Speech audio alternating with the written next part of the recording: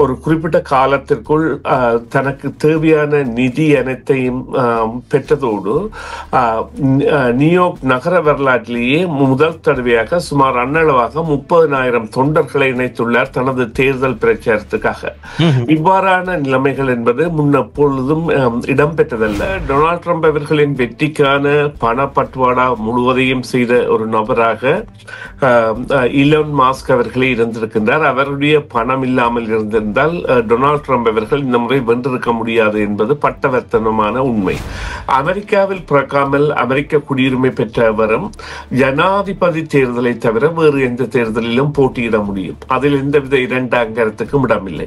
யூதர்கள் குறித்து தெரிவித்த கருத்துக்கள் அல்லது இஸ்ரேல் காசா மீது நடத்துகின்றது இனப்படுகொலை, அவ்வாறு நெத்தன்யாகு நியூயார்க் நகரத்துக்கு வருவாராக இருந்தால் நான் நியூயார்க் நகர சட்டவாளர்களை பாவித்து அவரை ஐசிசி தற்பொழுது விடுத்துள்ள வாரண்டின் படி இன்டர்நேஷனல் கிரிமினல் கோர்ட் சொல்லியிருக்கிற வாரண்டின்படி கைது செய்வேன் என்கின்ற ஒரு துணிச்சலான கருத்தை எல்லாம் சொல்லியிருந்தார்.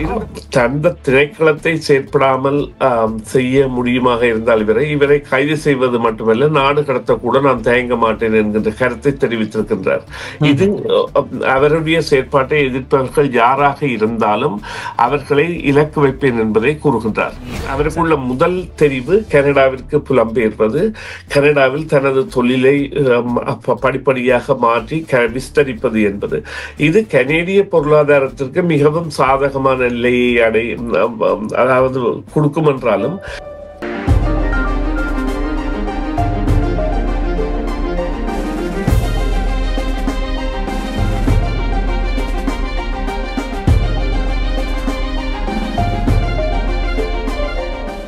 FM 101.3 CMR தமிழ் FM கேட்டுக்கொண்டிருக்கின்றீர்கள். செய்தியின் பின்னணி நிகழ்ச்சியில் உங்கள் அனைவரையும் சந்திப்பதில் மிக்க மகிழ்ச்சி.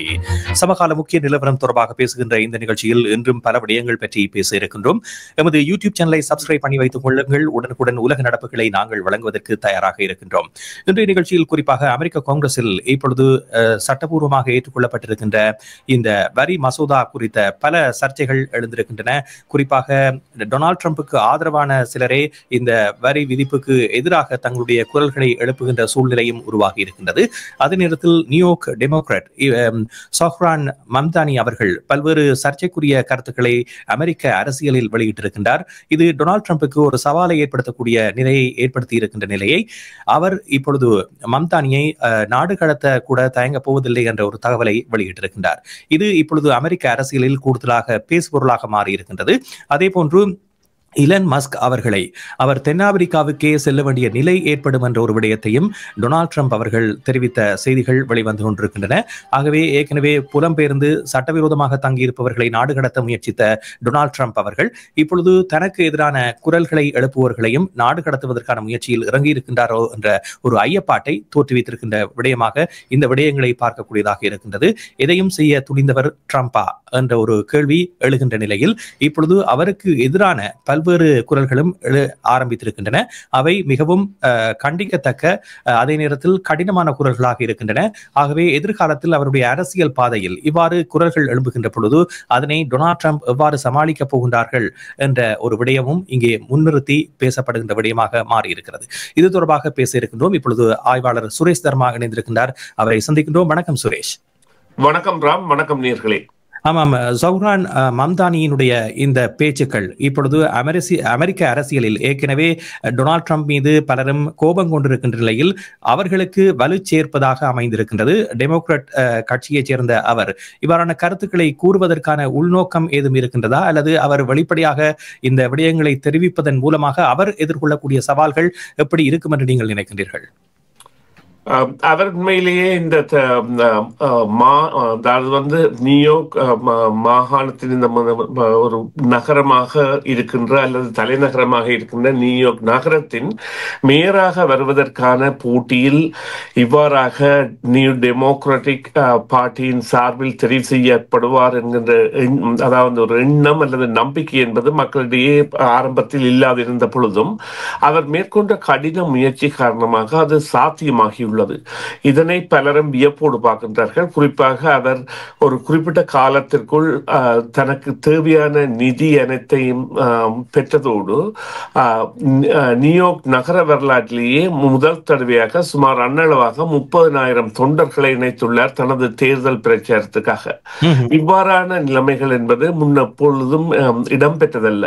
இருந்த பொழுதிலும் இவர் 1991 பிறந்த ஒரு இளவயதுடையவராகவும் அதிலும் உகாண்டா கம்போலாவில் பிறந்தவராகவும் 7 வயதில் அமெரிக்காவிற்கு குடியேறியவராகவும் இருந்த பொழுதிலும் இவர் ஒரு இஸ்லாமிய தந்தை பேராசிரியர் ஒருவருக்கும் அதே நேரம் புகழ் பெற்ற இந்திய திரைப்பட இயக்குனர் மீரா நாயர் அவர்களுக்கும் பிறந்த ஒரு மகன்.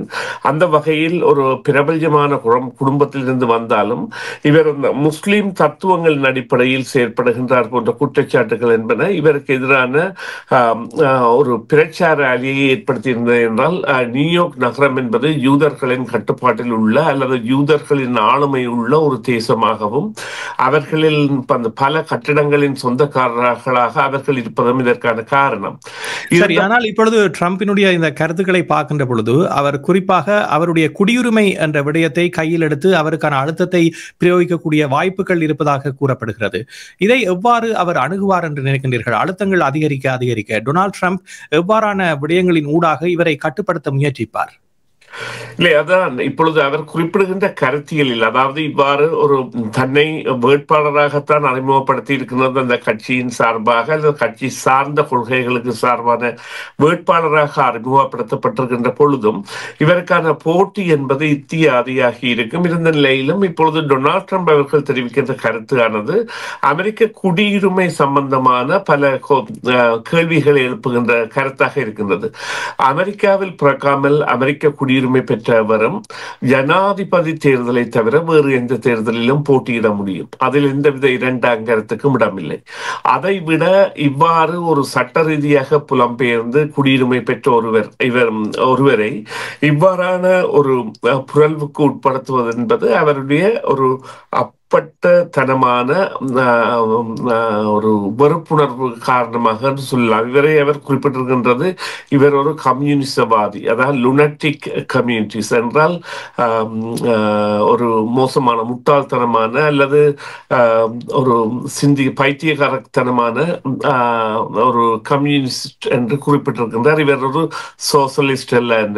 ஏனென்றால் இவர் குறிப்பிடுகின்ற திட்டங்கள் வாடகையை அதிகரிக்க மாட்டேன் நியூயார்க் நகரில் என்பதை குறிப்பிட்டிருக்கின்றார். அதைவிட 2027 நியூயார்க் நகர் முழுவதும் இலவசமாக பஸ் சேவை வழங்குவேன் போன்ற கோரிக்கைகளை கூறியிருக்கின்றார், வாக்குறுதிகளை. இருந்த பொழுதிலும் இவற்றின் சாத்தியப்பாடு அறியப்படாத பொழுதும் இவ்வாறான விடயங்கள் என்பன எதிர்த்தரப்பை, அதாவது டொனால்ட் ட்ரம்ப் தரப்பை ஒரு கோபத்திற்கு உள்ளாக்கி இருக்கிறார். அதில் குறிப்பாக அந்த யூதர்கள் குறித்து தெரிவித்த கருத்துக்கள் அல்லது இஸ்ரேல் காசா மீது நடத்துகின்றது இனப்படுகொலை. அவ்வாறு நெத்தன்யாகு நியூயார்க் நகரத்துக்கு வருவாராக இருந்தால் நான் நியூயார்க் நகர சட்டவாளர்களை பாவித்து அவரை ஐசிசி தற்பொழுது விடுத்துள்ள வாரண்டின் படி இன்டர்நேஷனல் கிரிமினல் கோர்ட் சொல்லியிருக்கிற முரணின்படி கைது செய்வேன் என்கின்ற ஒரு துணிச்சலான கருத்தை எல்லாம் சொல்லியிருந்தார். இருந்த பொழுதிலும் இவர் கூட இப்பொழுது டொனால்ட் ட்ரம்ப் அவர்களுடைய அந்த கருத்துக்கு மாற்று கருத்தாக கூறுகின்றார். டொனால்ட் ட்ரம்ப் அவர்கள் கூறுவது, அதாவது அமெரிக்க ஒரு குடியுரிமை தொடர்பான ஈடாடலை கொண்டு வருகின்றது. இது நான் ஒரு அமெரிக்க குடிமகன், எனது கருத்தியலுக்கு எதிராக என்னை நாடு கடத்துவேன் என்று கூறுகின்ற அளவிற்கு எவ்வாறான ஒரு அழுத்தத்தை இவர் தருகின்றார். இவருக்கு அதற்குள்ள அதிகாரம் இருக்கின்றதா போன்ற கேள்விகளை எல்லாம் எழுப்பி இருக்கின்றார்.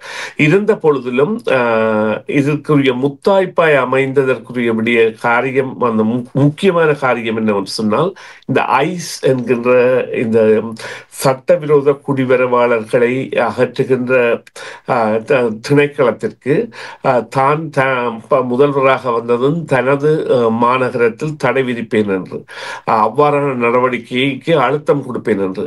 அவ்வாறு இவர் செய்கின்ற பொழுது டொனால்ட் ட்ரம்ப் அவர்கள் தற்பொழுது தீவிரமாக செய்து வருகின்ற இந்த வெளிநாட்டு பத்திரமற்றவர்களை திருப்பி அனுப்பும் செயற்பாடு என்பது ஒரு தங்க நிலையை அடையும் அல்லது ஒரு சிக்கலை அடையும். அதனால் தான் டொனால்ட் ட்ரம்ப் அவர்கள் ஒரு முரட்டுத்தனமான கருத்தை தெரிவித்திருக்கின்றார். என்னவென்றால், அந்த திணைக்களத்தை செயற்படாமல் செய்ய முடியுமாக இருந்தால் இவரை கைது செய்வது மட்டுமல்ல, நாடு கடத்தக்கூட நான் தயங்க மாட்டேன் என்கின்ற கருத்தை தெரிவித்திருக்கின்றார். இது அவருடைய செயற்பாட்டை எதிர்ப்பவர்கள் யாராக இருந்தாலும் அவர்களை இலக்கு வைப்பேன் என்பதை கூறுகின்றார். சரி, ஒரு நகரத்தின் அடிப்படையில் அல்லது ஒரு மாகாணம் தழுவிய ரீதியில் இவ்வாறான அழுத்தங்கள் வந்தாலும் ஒட்டுமொத்த அமெரிக்கர்களுடைய மனநிலை என்பது எவ்வாறானதாக இருக்கின்றது? முன்னர் அவர் பதவியேற்ற பொழுது இருந்த நிலைதான் தொடர்ந்து காணப்படுகின்றதா என்றால், இப்பொழுது இந்த வரி விதிப்பு மசோதா தொடர்பான செனட் சபை விவாதங்கள் நடைபெற்றிருந்தன. அதில் கூட பல்வேறு மாற்றங்களை பார்க்கக்கூடியதாக இருக்கின்றது. இருந்த போதிலும் அது நிறைவேற்றப்பட்டிருக்கின்ற சூழ்நிலையில் எதிர்காலத்தில் இந்த வரி விதிப்பு என்பது பல கோணங்களில் பலருக்கு அழுத்தங்களை கொடுக்கக்கூடிய ஒன்றாக மாறும். இருந்தபோதிலும் டொனால்ட் ட்ரம்ப் அவர்கள் இந்த வரி மீது ஒரு நம்பிக்கை கொண்டவராக இருக்கின்றார். அதன் மூலமாக அமெரிக்காவை கடனில் இருந்து மீட்கலாம் என்று நம்புகின்றார். ஆனால் இலன் மஸ்கை பொறுத்தவரையில் இப்பொழுது இலான் மஸ்க் அவர்கள் கூடுதலான வரிச்சலுகைகளை பெற்றிருக்கின்றார். அதன் மூலமாகத்தான் அவர் பணக்காரராக முடிந்தது என்ற ஒரு விடயத்தை நேற்றைய தினம் குறிப்பிட்டிருந்ததோடு மட்டுமல்லாமல், இவ்வாறான ஒரு விடயத்திற்கு எதிர்ப்பு தெரிவிப்பாராக இருந்தால் அவர் அமெரிக்காவை விட்டே மீண்டும் பிறந்த இடத்திற்கு செல்ல வேண்டிய ஒரு நிலை ஏற்படும் என்ற ஒரு கருத்தையும் முன்வைத்திருக்கின்றார்.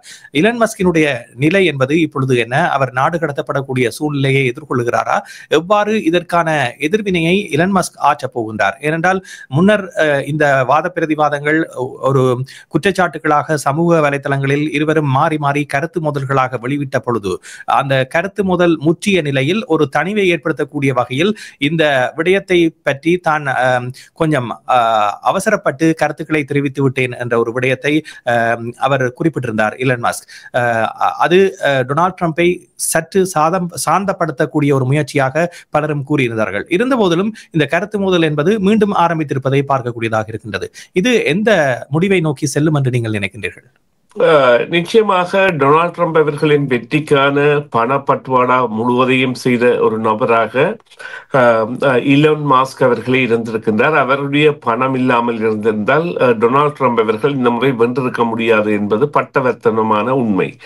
அவர்களுடைய நட்பு கூட மிகவும் ஒரு இறுக்கமான நிலையில் அல்லது வெள்ளை மாளிகையே கட்டுப்பாட்டிற்குள் வைத்திருக்கின்ற வகையில் அவருடைய நட்பு கூட இருந்தது. அந்த டாட்ஜ் என்கின்ற அவருடைய செயற்திட்டம் என்பது இந்த முதல் திட்டமாக கூட அறிமுகப்படுத்தப்பட்டிருந்தது. இருந்த பொழுதிலும் இவர்களுடைய பிரிவு வந்த பொழுது இலான் மஸ்க் அவர்கள் டொனால்ட் ட்ரம்ப் அவர்கள் மீதான பதில் தாக்குதலுக்காக பாவித்த சில விடயங்கள் என்பன நிச்சயமாக டொனால்ட் ட்ரம்ப் அவர்களை இலான் மஸ்குடன் இணைய விடாத அளவிற்கு கீழ்த்தரமானவையாக இருந்தன. குறிப்பாக இவர் அந்த 13 வயது சிறுமிகளுடன் தகாத முறையில் தொடர்புகளை வைத்திருந்தார் என்கின்ற செயற்பாடுகள், அதாவது அந்த தகவல்களை அதில் பரிமாறி இருந்தார் ஒரு பெரிய செல்வந்தர் மூலம் என்பது அது முதல் ஒரு செய்தியாக வந்திருந்ததை அவர் பாவித்திருந்தார்.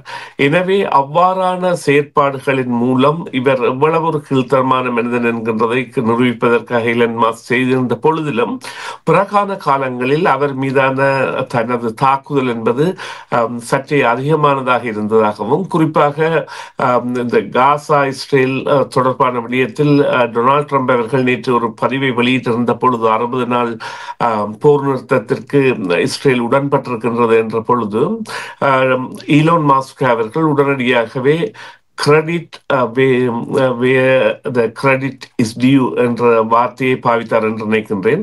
அதன் அர்த்தம் என்னவென்று சொன்னால், உண்மையிலேயே டொனால்ட் ட்ரம்ப் அவர்கள் எவ்வளவு நல்ல வேலைகளை செய்கின்றார், அவரை நாங்கள் பாராட்டியே ஆக வேண்டிய வேலைகளில் இது ஒன்றாக இருக்கின்றது என்று. இருந்த பொழுதிலும் டொனால்ட் ட்ரம்ப் அவர்கள் அவருக்கு எதிரான செயற்பாடுகளை மேற்கொண்டு வருவதை அவர் அடுத்து வெளியிட்ட பதிவு அல்லது அங்கே குறிப்பிட்ட கருத்து என்பது தெரிவித்திருக்கின்றது. இந்த நிலையில் இலான் மஸ்க் உலகின் முதல் பணக்காரராக இருப்பதோடு மாத்திரமல்லாமல் அமெரிக்காவின் பல நாசா சம்பந்தப்பட்ட செயற்பாடுகளில் ஒப்பந்ததாரராகவும் அல்லது செய்மதிகளை ஏற்றுவதற்காக தனது நிறுவனத்தை பாவிப்பதாகவும் அல்லது வாகன தயாரிப்புகளுக்காக அமெரிக்காவில் பெரும் முதலீட்டை மேற்கொண்டவராகவும் இருக்கின்ற நிலையில் இவ்வாறான ஒரு கருத்து தெரிவிக்கப்படும் பொழுது உண்மையிலேயே ஈலன் மாஸ்க் அவர்கள் இவ்வாறு ட்ரம்ப் அவர்களால் செய்ய முடியுமா என்றால் நடைமுறை சாத்தியம் என்பது இல்லை என்று கூறலாம். என்றால் அவரும் ஒரு நியூட்ரலைஸ் சிட்டிசன், அதாவது 2018 ஆண்டு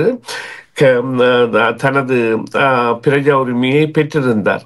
அமெரிக்க பிரஜா உரிமையை தான் இப்பொழுது இருக்கின்றார். எனவே அவர் கூட அமெரிக்காவின் சகல தேர்தல்களிலும் போட்டியிடலாம், ஜனாதிபதி தேர்தலை தவிர.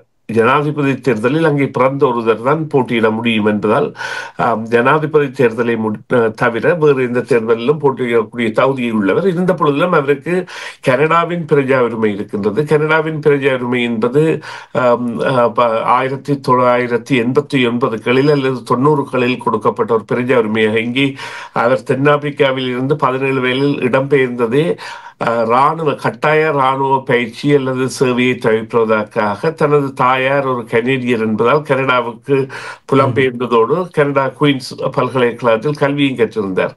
எனவே அவருக்குள்ள தெரிவு இவ்வாறான ஒரு அழுத்தங்கள் கூடுகின்ற பொழுது கனடாவில் மீதான பார்வையை திருப்புவதில் அது கனடாவில் மேலதிகமாக முதலீடுகளை செய்வது, குறிப்பாக இவ்வாறு கூறலாம் என்னவென்று சொன்னால், பிப்ரவரி மாதம் இந்த ஆண்டு பிப்ரவரி மாதம் NDP பாராளுமன்ற உறுப்பினர் ஒருவர் ஒரு தீர்மானத்தை கொண்டு வந்திருந்தார்.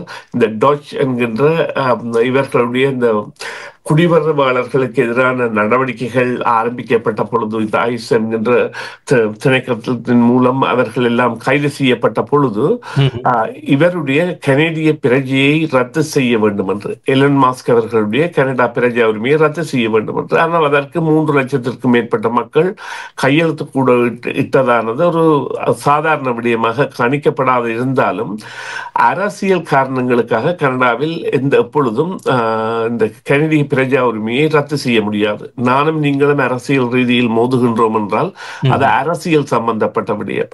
அது தொடர்பாக கனடிய பிரஜா உரிமையை ரத்து செய்வதற்கான சாத்தியக்கூறுகள் இல்லை. எனவே அவருக்குள்ள முதல் தெரிவு கனடாவிற்கு புலம்பெயர்வது, கனடாவில் தனது தொழிலை படிப்படியாக மாற்றி விஸ்தரிப்பது என்பது.